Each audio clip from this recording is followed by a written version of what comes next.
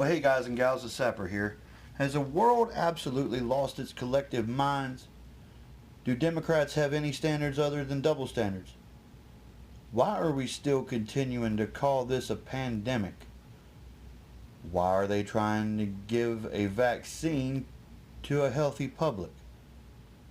So many questions, so few answers, especially from an administration that ran on the promise of transparency.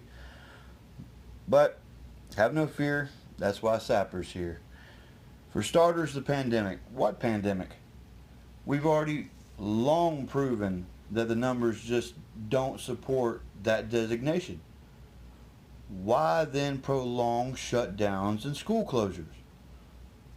Why must people continue to wear masks? According to the actual numbers, this was a bad flu season. And that's it. We also know that the WHO and the CDC lowered the bar for what represented a pandemic just a couple years ago.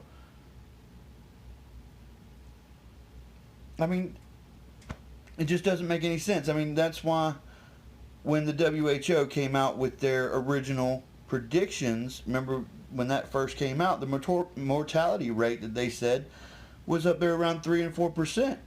And we now know that it was nowhere near that. It was 1% or below. So why does the government and Fauci continue to push masks and vaccinations? I can't answer that one. It doesn't make sense, and it keeps leading me right down the road of conspiracy theories. But brings me to another point, that vaccine. The more I learn about these shots, the more I'm convinced it's not a vaccine at all. Should be listed as a gene therapy. I mean, that's what it really is after all. By injecting someone with these mRNA, vaccines, you're getting programmed. Programmed with RNA that is going to get in and attach to my DNA, reprogramming it to produce this spike protein from my immune system to spar with, basically, and to get practice for the big fight. Well, here's a question for you. Is there an off switch? Is my body just going to continue to produce these spike proteins and to no end, and it will never stop? Is that going to affect me somehow? And see, the long-term effects of this crap we don't know because it's brand new. And now Moderna's set to start testing it on infants.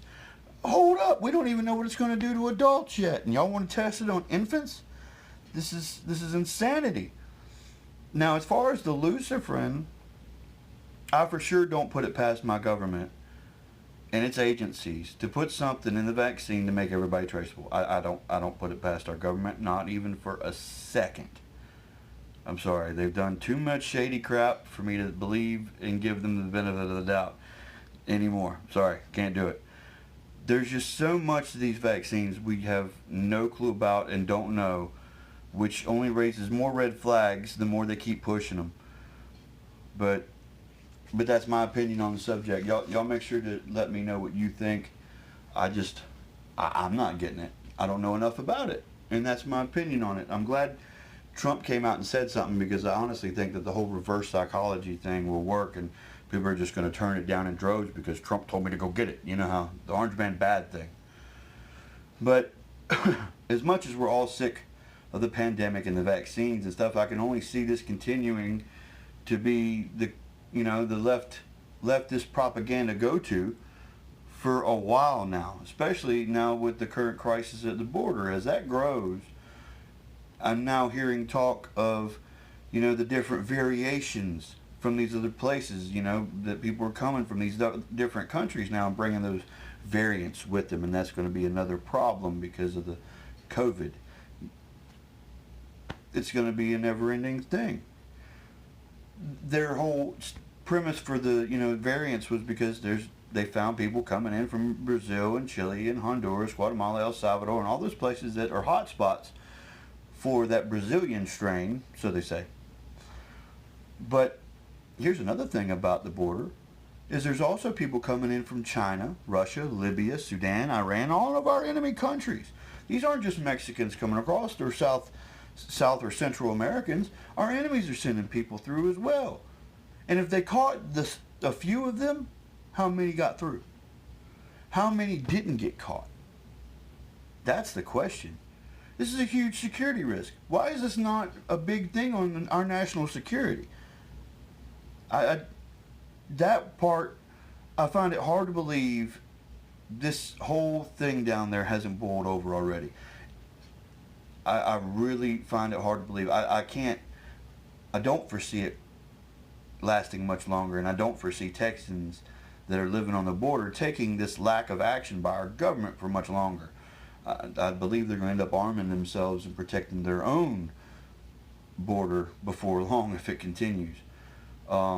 If something ain't done soon, I just foresee this powder keg blowing up. But I don't know, guys. That'll do it for today. Just some things to think over. If you have any questions or suggestions for the topics, drop them off in the comments. Be sure to like and subscribe so you won't miss anything, and hit that share button. And until next time, this is Sapper saying there is no problem that can't be solved with the correct application of high explosives. See y'all. Essions, everybody.